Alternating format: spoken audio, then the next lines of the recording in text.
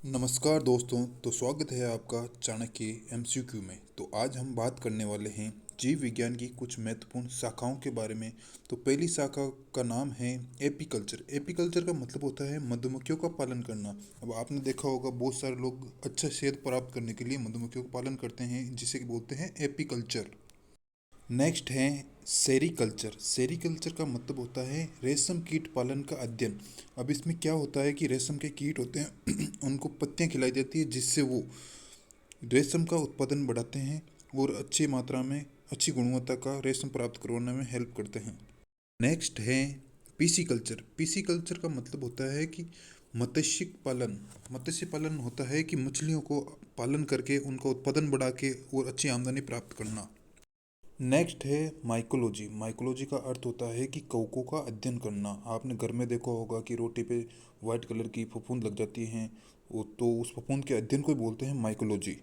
Next है phycology. Phycology का मतलब होता है शैवालों का अध्ययन। अब शैवाल आपने देखे होंगे कि आप जैसे बहुत जगह पानी जैसे टपकता है तो वहाँ ग्रीन ग्रीन काई आ जाती है, वो काई ही शैवाल है, जिसका अध्ययन को बोलते हैं फाइकोलॉजी। नेक्स्ट है पोमोलॉजी। पोमोलॉजी का अर्थ होता है फलों का अध्ययन। आपने देखा होगा रोजमर्रा की ज़िंदगी में आप बहुत सारे फल खाते हो, उनमें जो जो विटामिन पाए जाते हैं, प्रोटीन पाए जाते हैं, उन सब का अध्ययन करके शरीर के लिए जो अच्छी चीज़ होती है उनके बारे में बताना, क्या फ़ायदा है क्या नुकसान है, इसी के अध्ययन को बोलते हैं पोमोलॉजी।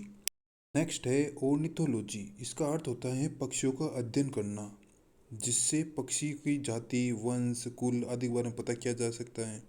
बहुत सारे पक्षी मनुष्य और पर्यावरण को फ़ायदा पहुंचाते हैं, इसलिए हमें सभी को ये पढ़ लेना चाहिए कि एनिमल्स हो गए, बर्ड्स हो गए, इन सभी को कभी नुकसान ना पहुंचाएं।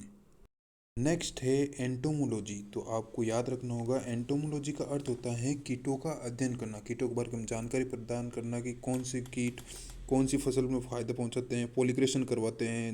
ये आपको याद रखना है कि कीटों के अध्ययन को बोलते हैं एंटोमोलॉजी। क्या बोलते हैं? एंटोमोलॉजी।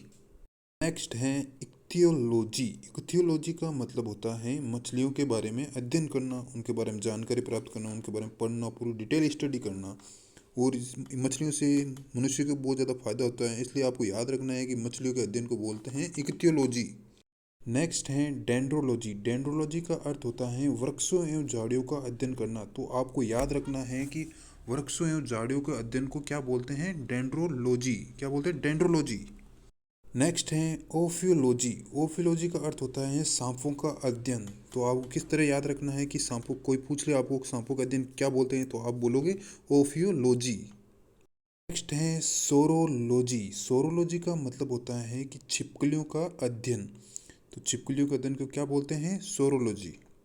नेक्स्ट है सिल्वीकल्चर। सिल्वीकल्चर का अर्थ होता है काष्ठीय पेड़ों का संवर्धन। मतलब है कि बहुत सारे पेड़ हम देखते हैं बहुत ज़्यादा पुराने हो जाते हैं, उनका अध्ययन कैसे होता है? उनका अध्ययन होता है उनकी कास्ट जो होती है, हर एक कास्ट हर एक साल में एक नई कास्ट का निर्माण करती है, उसको गिन कर उसके वर्ष का पता लगाया जाता है।